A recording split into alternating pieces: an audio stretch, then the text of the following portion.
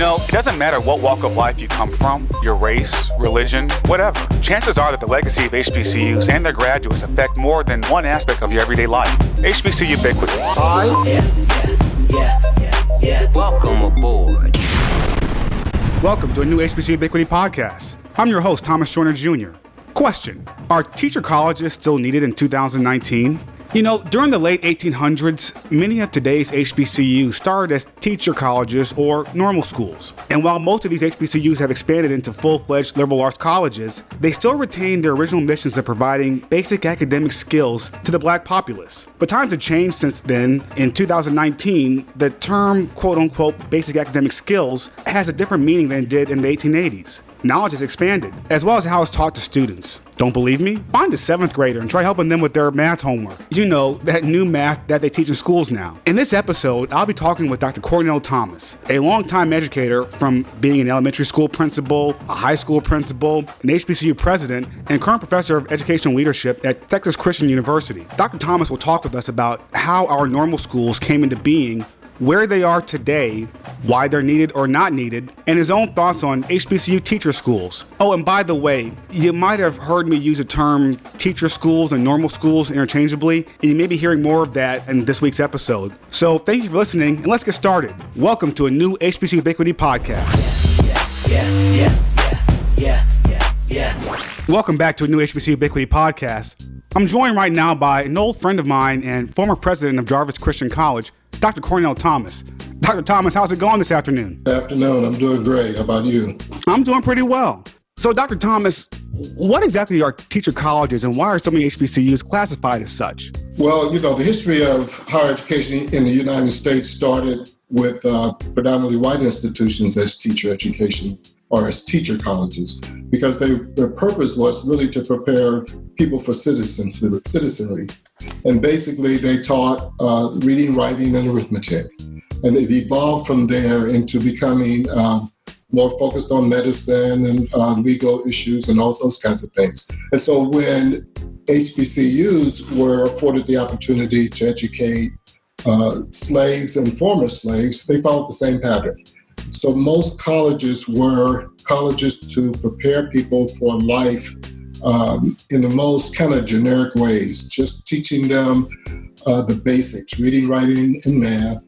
They did some teaching of farming, and a lot of the schools really focused on preparing religious leaders, preachers. And so teaching became synonymous with that. A teacher college was really not a teacher college initially. It was just a college that taught.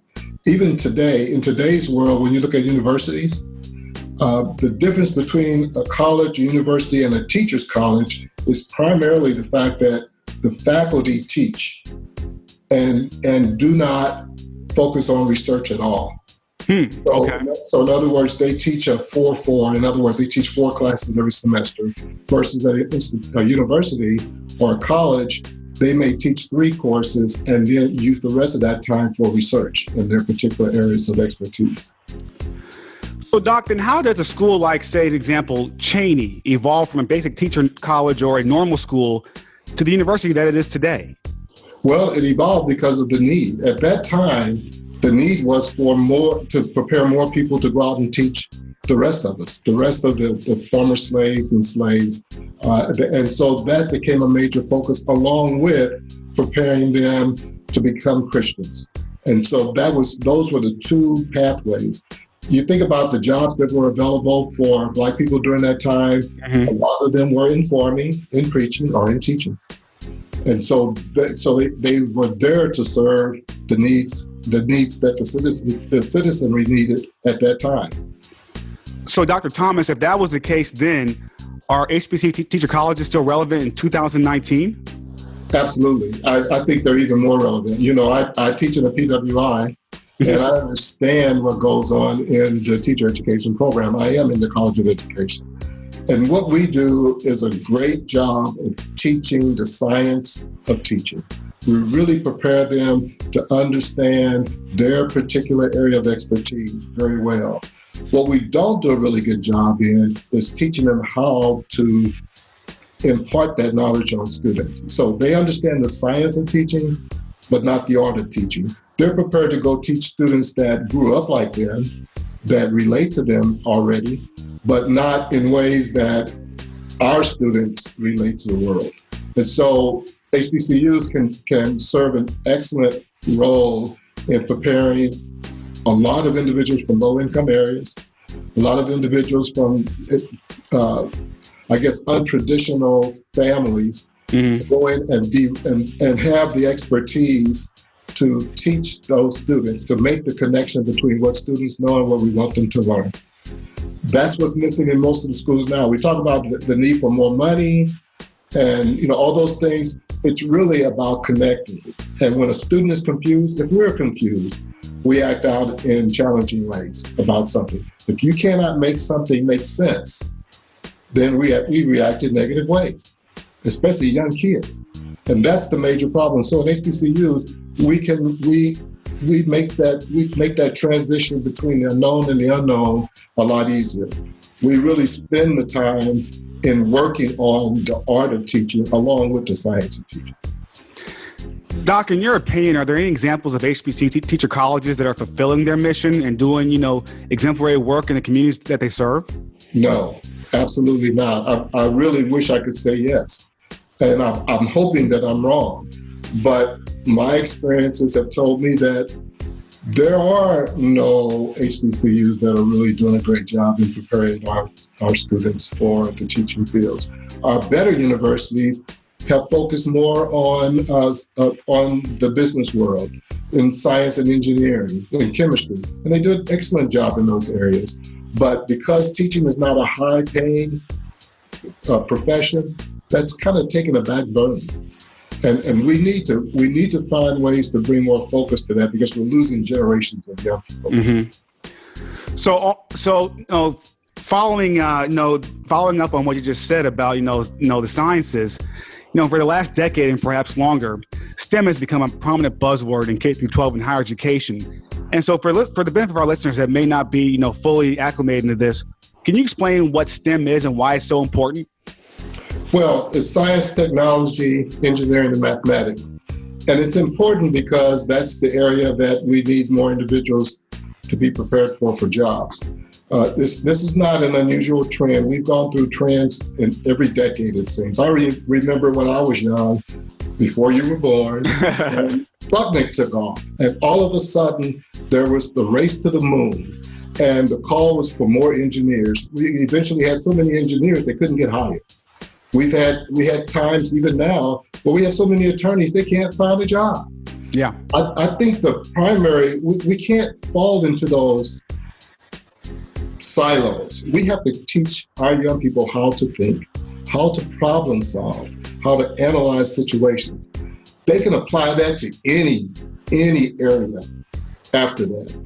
I find that a lot of students, wherever they're from, coming to college and not be able to problem solve, not be able to say why and then figure out ways to address an issue.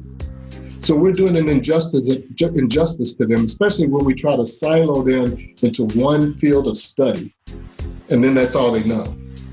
And so I think our greatest challenge is to get back to problem solving. If they can solve problems and figure them out, they can work in any field. That part should take place the junior and senior year of college, when you get into your more specific field of study. Yeah. When you have the kinds of teachers that are still there, just not enough of them, but that are still there that can make that connection, and that light bulb comes on, students can learn in leaps and bounds. They can catch up. It would seem as though they needed light years to catch up. They catch up in no time because you make those real relevant connections. And then when they learn how to do that, they want to go and help others to do the same thing. We need our schools full of those types of individuals, and that's what TQI is dedicated towards. Really identifying those young people, grow your own type programs, and preparing them in ways that when they leave college, they're ready to go in and become master teachers. Dr. Thomas, in your opinion, what do you think needs to happen in society, whether it's in the political realm or the economy, or just general social perceptions, for HBCU teacher colleges to fulfill the needs that they face? See, I think that we need a more educated populace. We have people who don't read, We have people who listen to buzzwords on whatever news outlet they listen to, and they believe it. They don't take the time to think about what that really means, what it could mean, what other options we could take. They wait for people to tell them. Yeah. We have a system of education where we're just producing lambs headed for the slaughter. And then the talented 10th, I should not use the voice talented 10th notion, that 10th of the population that has all the money and power continues to have the money and the power. I mean, look at what they just said about Mitch McConnell. He's been a senator for 30-something years, and most of that time making less than $100,000, but he's worth $37 million. Yeah. How does that happen? You know, and it's happening time and again because they're ripping us off because we don't know how to think. I think that we've got to get back to teaching people to ask why, kind of like your son, ask why, and explore those issues, you know? And those are the people that will become our future leaders with a moral compass. Yeah, my son is killing me with all this living in the world of why, as you say. Well, I love it. Yeah. Dr. Thomas, what do you want to see as the future of HBCU teacher colleges? I'm hoping that we find one college president who understands the importance of giving back to the community. And the greatest way to give back to the community is to prepare individuals to go back and teach other individuals and take that on as a major focus in their college. There's absolutely nothing wrong. If you think about it, when they really were teacher colleges, that's where our best teachers came from. That's what really lit the flame for people like me when I finally got a teacher of color to really make that connection for me. You know, I went to University of Missouri and went through the program and got good grades, but nothing really made sense. And then end of my junior year, we got a Black professor, and he said I didn't know who I was, didn't know my potential, and he drove me down to Jackson State because I was going to go to WashU for a master's degree. He drove me down to Jackson State at homecoming. I went back later. They'll do it. Yeah, and then I went back later and I applied, but I had to perform. I played trumpet, and they gave me a graduate assistantship. And my job was just to play in all the bands, including the faculty quintet, and they paid for my education. But in that short period of time, the connections I had with some of the professors there were awesome. And it brought everything together and everything made sense. So you're actually, Doctor, the second person that I've read about now or heard from in 2 days that chose an HBCU based on going down there for homecoming. I was just reading a couple of days ago, Monet Davis. And she's going to Hampton because she went there during homecoming. Yeah. And speaking of Hampton, and even speaking of Du Bois, if I heard you correctly from that last answer, you're looking for a president in the mold of, say, Booker T. Washington. Well, not quite. Booker T. Washington was really focused on skills-based education. If you think about what he did, he really prepared people for labor-type jobs. Different time, though. Different time. But we don't need teachers that can just teach the basic skills or just be robots. We need teachers who are intellectually, who live in that world of why, who live in that world of wanting to figure out how to connect with this kid and be excited about it, and then help that kid connect on their own, all those kinds of things. We don't want people to just see this as a 9-to-5 job. It is a total commitment in life that it is, and I look at it as my ministry, and they should too. Dr. Thomas, in closing, do you have any advice or words of encouragement to those that desire to enroll in colleges to become teachers? Yeah, I think that they need to understand that starting salaries in big cities are around $60,000 a year for 9 months of work. If you decide that you want to teach in the summer, that's an additional $25 an hour or several $1,000s. In other words, you can make as much money teaching as you can in most starting position, even if it's in a STEM field. You don't leave college making 6 figures in most STEM field areas. You leave and you're making $60,000, $70,000, $80,000. You also understand that as a teacher, you can move up the ranks. You don't have to be a teacher all the time, or you become a master teacher, you become a teacher of teachers, you can become a principal, you can become a superintendent, you can become a college professor and make quite a bit of money if money is your issue. But really what it is a ministry. It is a commitment. There's a love for young people. But Doc, you know about the rising cost of tuition and the potential for lifetime earning for teachers, not the same as for STEM. College is expensive now. How do teachers pay for getting a degree, especially if they're going to one of the more elite HBCUs or just elite colleges and universities, period? Well, I would say several things. I would say that I'm hoping that philanthropic people will listen to this podcast and understand that TQI is the way to go, because if the student is a TQI scholar, they graduate, and most of them graduate debt-free. And so if you can become a TQI scholar and do well in school and graduate, you don't have to worry about loans. You won't have it. Yeah. So instead of paying loans for the first 10 years of your life, you can buy a home. TQI is the way to go. Yeah. Well, Dr. Thomas, thank you a lot for this insight and your candor. Really appreciate this. Well, I'm full of candor now. I don't have to worry about getting fired or anything. So, I've always been full of candor, though. No, Doc, this is what we need. Conversations with a purpose. This is what I'm talking about in HBCUbiquity. This is what we do. That's right. Thank you. I really appreciate it. Thank you. This is Thomas Joyner Jr., and you're listening to the new HBCUbiquity. Welcome back to HBCUbiquity. It's that time of the year again. School's back in session. Some of us will be going to homecoming this year. Some of us won't. Most of us wish we could, but maybe next year. Now, if you fall into those last two categories, please take a few minutes, 15 or so, over the next month or two to check in on your HBCU. How's enrollment this year? How much is it costing to attend? Does your school have an endowment? If so, how much is in it?